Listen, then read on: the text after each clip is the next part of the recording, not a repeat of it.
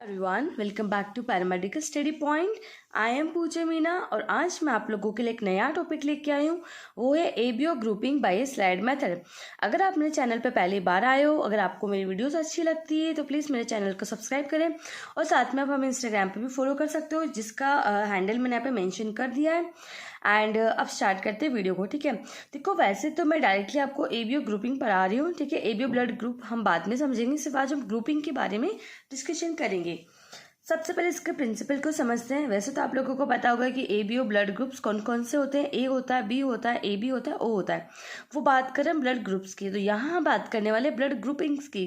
यानी आप किसी एक पर्सन में कैसे आप ब्लड आइडेंटिफाई करते हो, ब्लड ग्रुप आइडेंटिफाई करते हो कि इस पर्सन का जो ब्लड ग्रुप है वो ये वाला ब्लड ग्रुप है। तो आज हम उसी को डिटेल में समझने वाले हैं।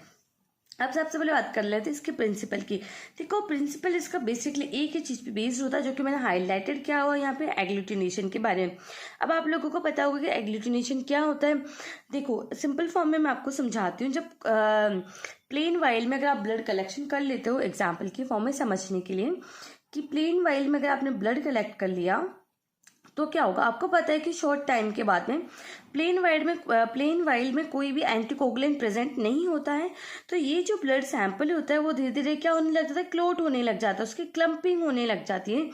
आपस में जितने भी आरबीसी सेल्स है ना, वो आपस में आके अटैच हो जाते हैं इस तरीके से, और क्या हो जाता है, उनकी क्लम्पिंग हो जाती है। और उसको बेसिकली एडवांस फॉर्म में या एक टर्मिनोलॉजी फॉर्म में उसको एग्लूटिनेशन के नाम से हम जानते हैं। अब इसके प्रिंसिपल को समझते हैं। The procedure used with the antisera are based on the principle of agglutination. The normal human red cells possessing the antigens will clump in the presence of corresponding antigen. देखो क्या होता है कि जो एंटीसीरास होते हैं वो किसके ऊपर बेस्ड होते हैं, एग्लूटिनेशन के ऊपर बेस्ड होते हैं। अब क्या होता है कि आरबीसी जो है ह्यूमंस की, ठीक है, उसके ऊपर क्या होता है, आप लोगों को पता है कि various type of antigens presents होती है। ठीक है, ये कैसे एंटीजेंस होते हैं, कौन से होते हैं, ये जब मैं आपको एबीओ ग्रुप्स पढ़ाऊंगी तब मैं आपको समझाऊंगी कि जब हम ब्लड ग्रुप्स के बारे में बात करेंगे कि बहुत तरह के अलग अलग ब्लड ग्रुप्स होते हैं, उस वीडियो में इसको मैं आपको डिटेल में समझाऊंगी। तो सिर्फ आपको अभी इतना याद रखना है कि जो आरबीसी होती है उसके सरफेस पे बहुत सारे एंटीजेंस प्रेजेंट होते हैं। ठीक है, अब ये एंटीजन कब क्या करते हैं, क्लम्प्स बनाते हैं इन the presence of corresponding antigen. अगर इनके अगेंस्ट एंटीबॉडीज अगर मिल जाती है तो ये क्या करते हैं, क्लम्प्स की फॉर्मेशन करते हैं। अब रिक्वायरमेंट्स की बात करें कि टेस्ट को परफॉर्म करने के लिए क्या क्या चाहिए, तो ग्लास स्लाइड चाहिए, क्योंकि हम स्लाइड मेथड के थ्रू कर रहे हैं, यहाँ पे ट्यूब मेथड के थ्रू नहीं कर रहे हैं। देखो ट्यूब मेथड भी सिमिलर होता है, मैं आपको बताऊंगी क्या डिफरेंस है दोनों में। ट्यूब मेथड भी सिमिलर है बिल्कुल इसके एज इट इज, और स्लाइड मेथड भी बिल्कुल सिमिलर है। इजीली स्लाइड मेथड परफॉर्म किया जाता है, ट्यूब मेथड में थोड़ा सा टाइम टेकिंग होता है। पार्शियल पिपेट यूज करना है, एप्लीकेटर स्टिक्स यूज करनी है जिसको सैंपल्स को मिक्स करने के लिए, और सेंट्रीफ्यूज मशीन चाहिए। अब बात कर लेते हैं हम रिएजेंट्स की। ठीक है, अब आप लोगों को पता होगा कि एंटीसीरा ए है जो ब्लू कलर में दिखाई देता है, ठीक है, बोतल के अंदर, और एंटीसीरा बी है जो येलो कलर में होता है, और एंटी डी सीरा जो होता है कलरलेस होता है। ठीक है, साथ में यहाँ पे नॉर्मल सलाइन भी यूज़ करेंगे, जो कि हम बनाएंगे 0.85% या फिर जिसको 0.9% जो सोडियम क्लोराइड से बनाया जाता है डिस्टिल वाटर के अंदर। तो अब जब आप रिएजेंट के बारे में आपको पता लग गया, तो उसके बाद में आपको सबसे इम्पॉर्टेंट होता है कि आपको सेल सस्पेंशन बनाना आना चाहिए। ठीक है, तो यहाँ हम बनाने वाले कि 10% cell suspension of red blood cells का। ठीक है, 10% बनाने वाले, 5% भी बनाया जाता है। तो यहाँ हम जो बात करें वो 10% की बात करें। सबसे पहले क्या करना है, आपको मिक्स करना है 5 ड्रॉप्स और 0.05 ml of sediments red cells with 2 ml of normal saline. क्या करना है, एक टेस्ट ट्यूब लेनी है, उस टेस्ट ट्यूब के अंदर आपको सबसे पहले 5 ड्रॉप्स यहाँ पे क्या करना है, आरबीसी सेल्स का सेडिमेंट आपको टेस्ट ट्यूब में कर लेना है। ठीक है, इन टेस्ट ट्यूब में ले लेना है। आफ्टर दैट क्या करना है, आपको सेंट्रीफ्यूज करना है आपको 1500 आरपीएम में 1 से 2 मिनट के लिए। ठीक है, उसके बाद में जो भी सुपरनेटेड, आपको पता है ना कि यहाँ पे एक सुपरनेट सोल्यूशन बन जाता है, उस सुपरनेट सोल्यूशन को डिस्कार्ड कर देना है। ठीक है, आफ्टर दैट क्या करना है, आपको अगेन ऐड करना है, क्या ऐड करना है, 2 ml नॉर्मल सलाइन जो है, ठीक है, NS ऐड करना है, नॉर्मल सलाइन ऐड करना है। और उसके बाद में क्या करना है, उसको दोबारा मतलब उस सेडिमेंट के, इसी सेडिमेंट के साथ में आपको अगेन 2 ml ऐड करना है, मिक्स करना है। मिक्स करने के बाद में आपको जो सस्पेंशन मिलेगा वो 10% सस्पेंशन मिलेगा रेड ब्लड सेल्स का। तो इसको यूज करेंगे आगे भी जो टेस्ट परफॉर्म करेंगे वहां पर। अब मैं आपको प्रोसीजर समझा देती हूँ, ठीक है। इसकी डायग्राम्स की फॉर्म में भी बताऊंगी आगे अभी आपको कि कैसे जो आपको आइडेंटिफाई करना है ब्लड ग्रुप को। सबसे पहले क्या करना है, प्रोसीजर के लिए आपको बिल्कुल एक क्लीन स्लाइड लेनी है, ठीक है। उसमें मेंशन करना है ए और बी और डी, ठीक है, क्योंकि यहाँ पे हम वो एंटीसीरास रखेंगे, ठीक है। तो इसलिए आपको एक स्लाइड में इस तरीके से ए, बी और डी, वैसे तो बेसिकली आप तीनों ही अलग अलग स्लाइड्स ले सकते हो अगर आपको टेस्ट परफॉर्म करना है, या एक आप सिंगल स्लाइड में भी कर सकते हो। लेकिन जब आप एक सिंगल स्लाइड में करोगे तो आपको ध्यान रखना है कि आपस में एंटीसीरा या चाहे ब्लड सैंपल है वो मिक्स नहीं होना चाहिए, ठीक है। जो बेसिकली किया जाता है वो सेम स्लाइड में परफॉर्म किया जाता है लेबोरेटरीज के अंदर।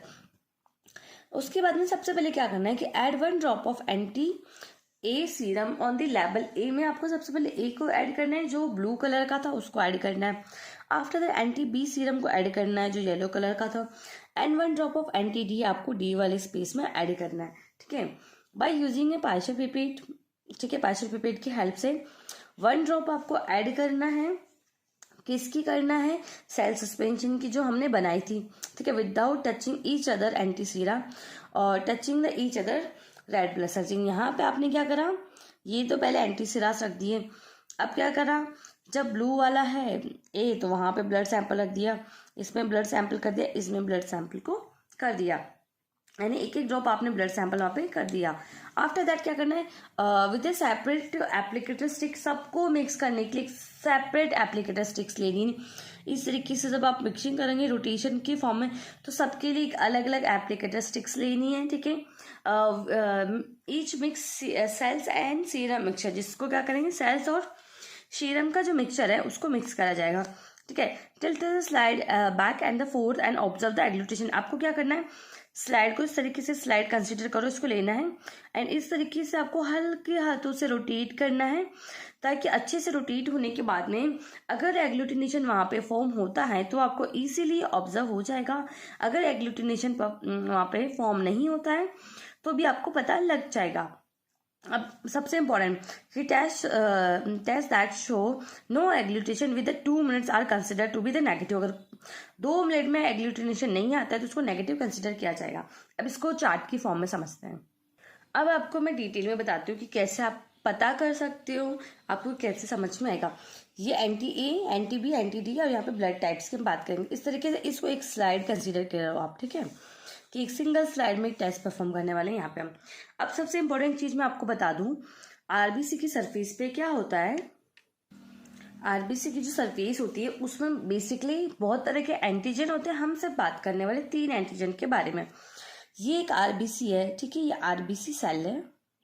इसको समझने से पहले ये इंपॉर्टेंट है, आरबीसी की सेल है, उसके ऊपर ए एंटीजन भी है, बी एंटीजन भी और डी एंटीजन भी। ये तीनों ही एंटीजन हो सकते हैं और तीनों नहीं भी हो सकते, वो अलग अलग कंडीशंस के अकॉर्डिंग ब्लड ग्रुप आइडेंटिफाई होता है, ठीक है। इन्हें तीनों ही हो सकते हैं, मतलब कहने का मतलब है कि 3 एंटीजन्स बेसिकली आरबीसी के सरफेस पे प्रेजेंट होते हैं।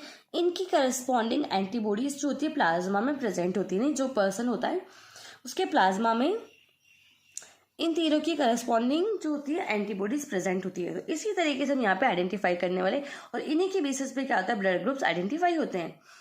फर्स्ट आपने क्या करा, ब्लड सैंपल ले लिया, ठीक है, एक एक ड्रॉप क्या करा आपने, ब्लड सैंपल ले लिया।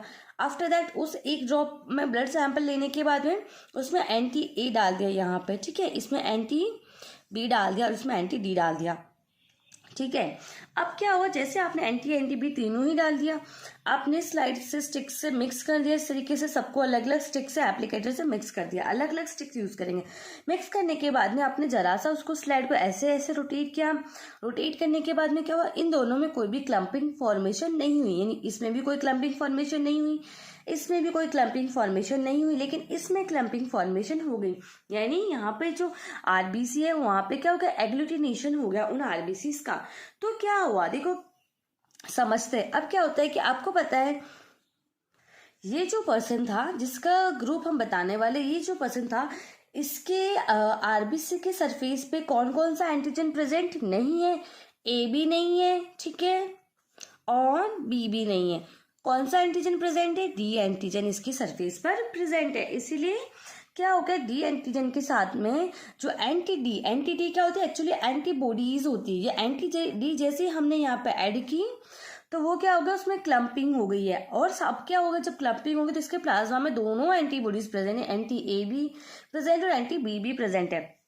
तो इस तरीके से आपके सामने क्या निकल के आया कि इस पर्सन के जो सरफेस है, आरबीसी का जो सरफेस है, वहां पे दोनों एंटीजन प्रेजेंट नहीं, इसका मतलब डी एंटीजन प्रेजेंट है। उसके बेसिस पे क्या होता है कि उसको आपको पता है ओ ग्रुप बोला जाता है, डी ग्रुप नहीं बोलते हम उसको, ओ ग्रुप बोलते हैं। तो ओ ग्रुप है। अब ओ में भी एक इंपॉर्टेंट फैक्टर है, ओ ग्रुप तो आपने आइडेंटिफाई कर लिया।